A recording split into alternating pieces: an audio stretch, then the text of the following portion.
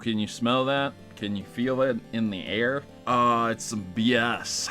Ladies and gentlemen, if you've been out of the loop, Nintendo has taken down the Yuzu and Citra emulator, and there's been a court settlement for $2.4 million. So we're going to talk about that in today's episode of The News You Missed.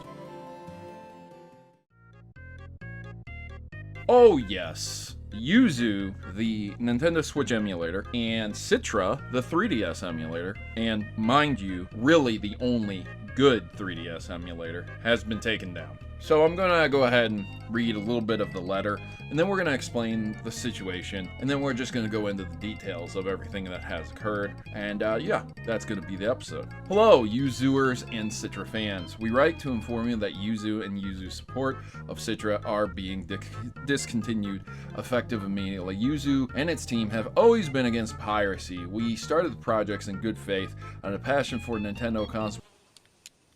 That is one big pile of shit. It's almost like Nintendo's lawyers put a gun to their head and told them that they need to put this out. Or, more than likely, their lawyer drew this up in good faith for the settlement terms, and they put it out to support Nintendo. Nintendo went after the developers of Yuzu and Citra, and the main reason that I personally think that Yuzu and Citra were struck down, well, really it was Yuzu, but Citra got caught in the crossfire. Anyways, I feel that the main reason that these emulators were taken down was because they were behind a paywall for patrons. That's not to say that you couldn't acquire them for free, but I suppose that it was like a more updated version. You were supporting the developers. Essentially, it was like a way to bypass not being paid for your work on developing emulators, which is 1,000,000% illegal to do. You cannot be paid for your work, right? And that's unfortunate, but that's the nature of the beast, right? And so Nintendo probably went after them. Nintendo is smart. They have so many resources, almost infinite amounts of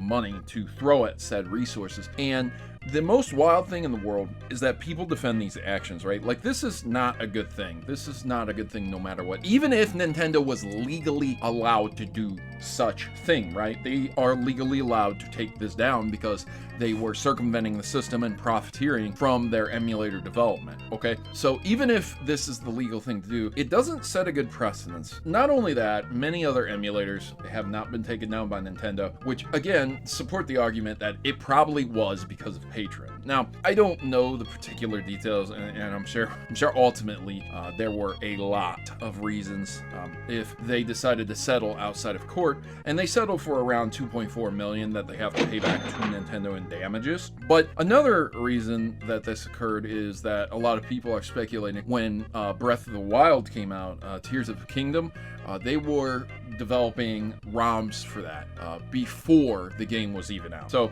you can essentially dump your own ROMs, right? There's no questioning that. You can. There are systems to do that. And I suppose that somebody probably dumped an early build of that game, and they were developing and pushing the emulator to work with it to kind of get the emulator's word out there, to show people what the emulator really can do. Like, wow, this is just like a Nintendo Switch except on a computer, right? And so that probably set off alarm bells too, if I had to take a guess. But we need to make an acknowledgement, okay? Piracy is somewhat wrong, but in many circumstances there's no other option. Have you seen the prices for PlayStation games? It's not just Nintendo.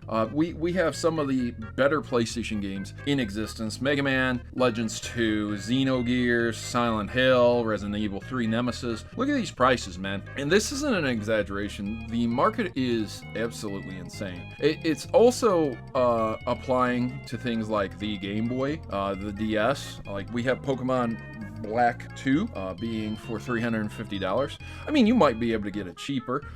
There's Heart Gold that I recently looked up, which was $400. I found it for $200, but my God, this game cost $60 originally, and you're essentially charging me the price of a brand new Nintendo Switch. Not even, man. A Nintendo Switch is cheaper than the $400 copy of Heart Gold here. It's absolutely insane. This also gives way to the notion that other emulators are going to start popping up, like Yuzu and other variations of Yuzu. And it's not as if there aren't other file hosting services that have Yuzu right now that you could download and you could essentially get. I mean, these things are out there. There's Ryu, Jinx, there's several other emulators that you could essentially download. And hey, let's not also forget to address the hypocrisy of the what was it, the Mario collection, the 3 Mario games that were out. Oh man, we don't like emulation, but then you essentially sell an emulator on a cartridge with 3 games for $60. I mean, my god, I guess you're well within your legal rights, aren't you? Absolutely, but Jesus, you know what I mean? Wow, right? And so there you go. There you have it. Gabe Newell said once, the easiest way to stop piracy is to not by putting anti-piracy to work, but by giving people a service that's better than what they're receiving from pirates. Piracy is annoying, okay?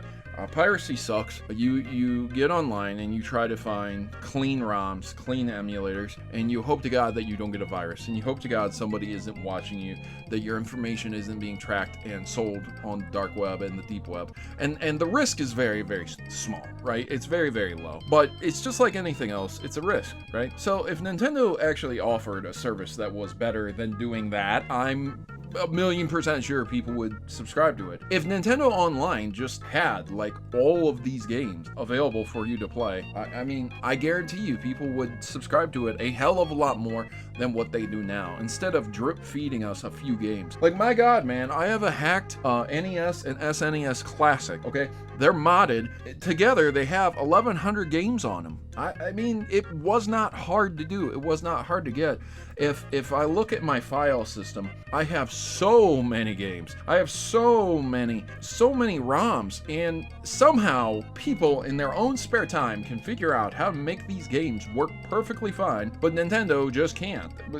What is the excuse? What is it? Like, even if you don't have the rights for every single game on the systems, at least you could literally put out every single game you have the rights for, and that would be a compelling service than to sit there and pirate things. But yeah, overall, that is the situation with Yuzu. It is extremely unfortunate. It is extremely depressing, and ultimately, I doubt that there's going to be any changes in the future. Nintendo has taken their action, and the settlement has been finished, and a lot of other emulators and people developing these emulators are probably not in a happy, safe place. It's also a blow to video game preservation, where there are plenty of games that we can't play. I literally can't buy them. Like, even now, Nintendo still develops games that will eventually be taken offline and will never play again, like Tetris 100, F-Zero 100, Mario 100, perfect examples right there. And these games will never be able to be played again unless somebody is able to manage to make them and get them to run offline in an offline fashion. But I just the nature of the game, it would be very, very difficult to do that. That's my point. So, video game preservation, be damned, I guess, from Nintendo. So there you go, ladies and gentlemen. What side do you stand on? Do you believe that Nintendo was in the right for protecting their assets, or do you think that they went a little bit too far with this one? You please let me know in the comments down below, and hopefully you guys are having a fantastic week. It's time for me to go, and I suppose when I get back on second and third shift that I'll see you guys again in another 3 weeks. But until then, I hope you have a fantastic life, and I've been your host, the Grandmaster Gamer.